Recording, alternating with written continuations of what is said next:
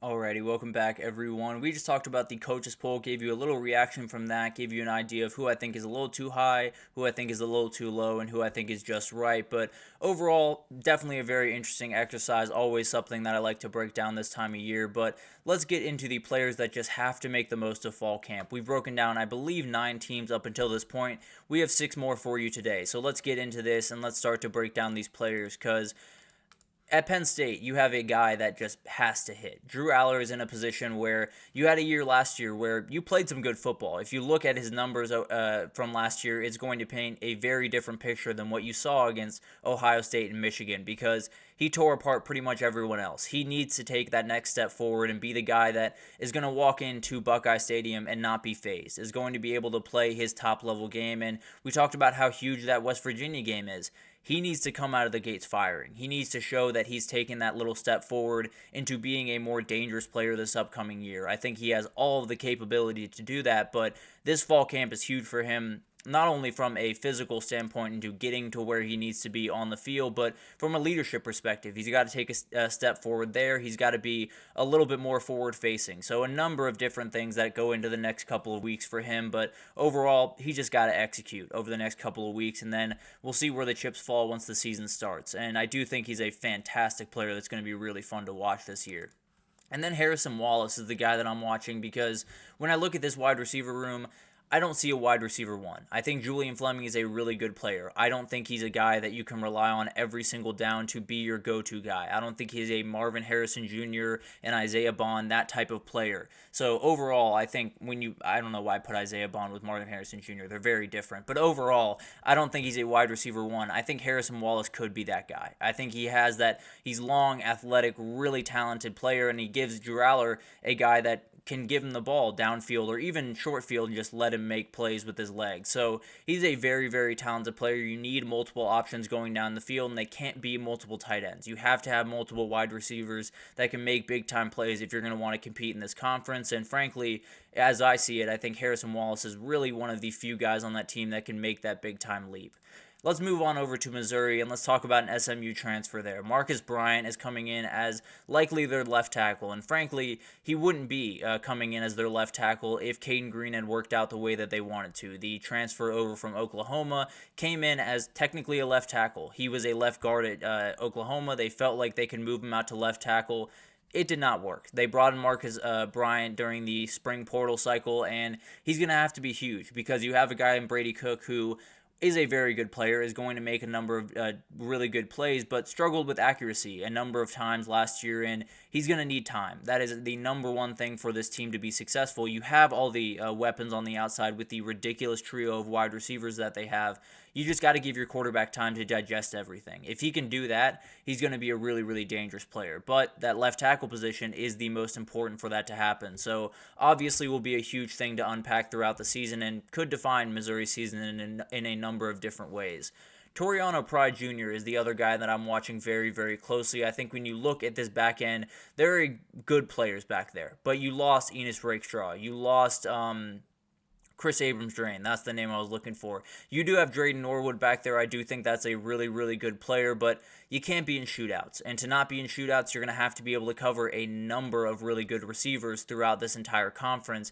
And it's not just one guy. You know, it's not just Nick Anderson coming to town for OU. It's Deion Burks, and it's a number of different receivers for Oklahoma. And then you have a number of other teams on that schedule that are going to give you trouble on that outside. So you can't be in a bunch of shootouts. You have to have a back end that is going to be able to hold their own. And Toriano Pride Jr. is about as important of a role as anyone can play in that in this upcoming season for them. And then you look at a team like Miami. They brought in someone from Michigan State this past cycle, Simeon Barrow Jr., and they thought they were bringing in him and Derek Harmon. Derek Harmon is now up at Oregon.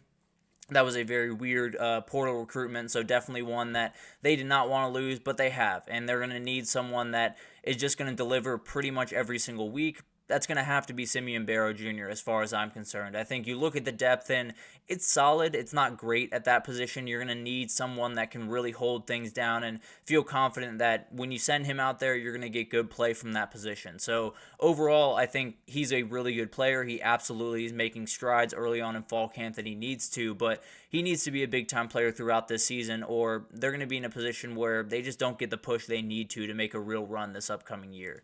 And then Myshel Powell is the other guy that I'm watching. This back end lost so many big-time players. When you talk about James Williams and Cameron Kitchens, those were the guys kind of keeping this whole thing together. Now, it wasn't necessarily pretty all that much last year, so there are a number of things that need to get fixed, but they still need a leader in that back end. I do think this is going to be that guy. He has been very outspoken throughout fall camp thus far, and I think when you talk about this team, they probably go as their back end goes. When they played poorly last year on the back end, the entire team suffered really badly, because when you can have a game totally change on one play, you're going to have some problems. It was the same problem that Texas had a year ago. It was the same problem that a number of teams have had throughout the last couple of years. So that's something they're going to have to fix, and Myshel Powell is likely the guy that's going to have to fix it, frankly.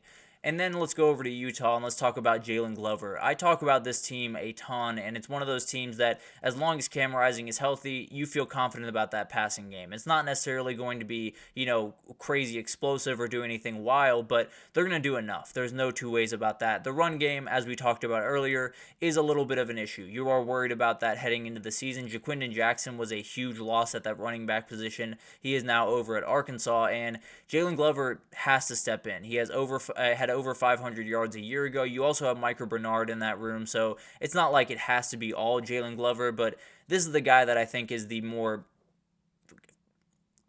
special athlete. Let's just put it that way. I do think he has that higher ceiling and definitely can be a player that really opens up this run game, and with that opens up the entire offense. And then Cameron Calhoun is someone I'm watching very, very closely. A little bit blurry of a picture there, apologies, but a very good player that I think could make this back end just a no-fly zone outright. I think Teo Johnson is a fantastic player in that back end. I think they have a number of guys that are going to play really good football. You need some depth there. You need some guys that are going to play big-time roles coming off the bench, and Cameron Calhoun coming over from Michigan as a redshirt freshman is likely going to be that guy. When you face teams like Oklahoma State at Oklahoma State, when you face Arizona coming to your house, you're going to have a number of cornerbacks that can go out there and you can trust them with all your heart. And it sounds like Cameron Calhoun is going to be that next guy up, so he's going to have a huge camp and make them feel very confident putting him into the game in the fall. And then let's go over to another Big 12 team. Let's talk about Kansas State, and that is Dante Cephas, who came over from Penn State. And the Kansas State run game is going to be incredible. It's going to be so much fun to watch. They have three different guys that I think could be top running backs or a top quarterback on any team pretty much across the country. Avery Johnson, DJ Giddens, Dylan Edwards are going to be so much fun to watch. They need more guys in the pass game. I think J.C. Brown is a fantastic player. I think Keegan Johnson is a really fun player that plays really good football. I think Dante Cephas is the one that could really take him over the top. He had 1,000 yards back in 2021, had over 700 in 2022 before transferring to Penn State and just having an overall tough year. Some of that was scheme-based, some of that was him just not playing his best football, but overall, there's going to be opportunities for him to make some big-time plays, and he's going to have to for Kansas State to be the scary team on offense that they're definitely capable of being. And then they got a transfer from Ball State on that back end. Jordan Riley is a super important player for this team. I love the cornerbacks that they have. When you talk about Keenan Garbers and you talk about Jacob Parrish, both are just incredible players. I do think they're going to be awesome on that back end, but when you talk about a back end defense, that strong safety or free safety is hugely important. That guy that's going to sit in the middle of the field or at least sit in a deep zone and be huge in terms of just keeping a hat on a lot of these offenses. And they face a lot of good ones, particularly Arizona is the one that I'm circling because they're going to have to keep up with some really good receivers in a pass game that has a really good quarterback running it. So a guy like Jordan Riley had 61 tackles at Ball State a year ago, is slated to start on that back end, and frankly, I think he's going to have to be a huge player for them to be the dominant force they can be on that back end with the two corners that they have that I think are just remarkable. But you need more there than just two guys.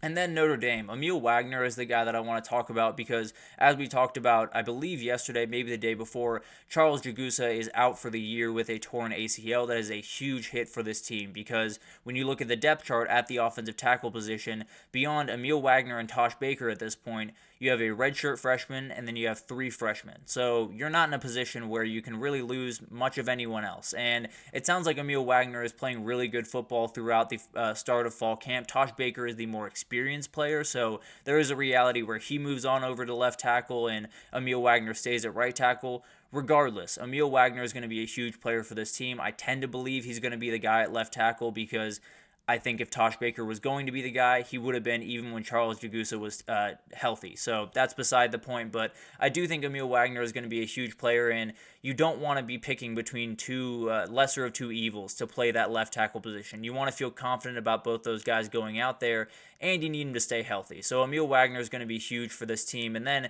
the other guy I'm watching is Jaden Greathouse. I think you look at this passing offense, and so far throughout fall camp, it feels like they've taken a big time step forward. Chris Mitchell is playing really good football. We talked about Jaden Thomas a number of times. Mitchell Evans is going to be huge through the pass game. They have a number of things up there that they just haven't had in the past at that wide receiver room and really the passing game as a whole.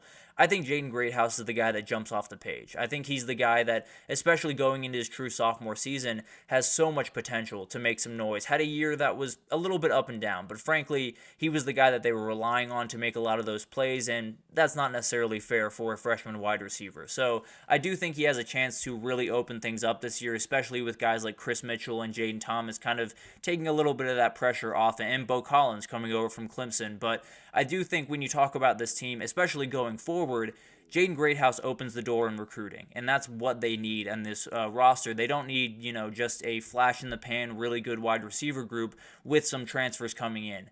They need a guy that can spark, freshmen coming in as really talented wide receivers. They got a really good guy here in Jaden Greathouse a couple of years ago.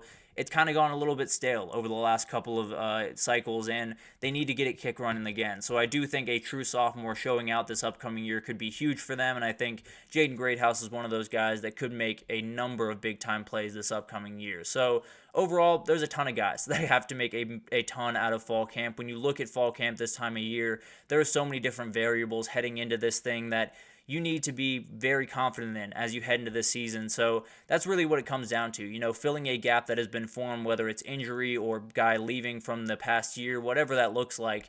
You're going to need some guys to step up and play big time roles. And I think there are a number of guys that can do it, but these next couple of weeks are going to be hugely important for them to do it this upcoming year. But let's take our final break here, and when we come back, we're going to do some conference questions. We're going to move on to the Big Ten today. Did the SEC yesterday, so we'll unpack a couple of questions around the Big Ten and how I feel about just a crazy year over there in the Big Ten this upcoming year. So stick with us, and we'll be right back with that.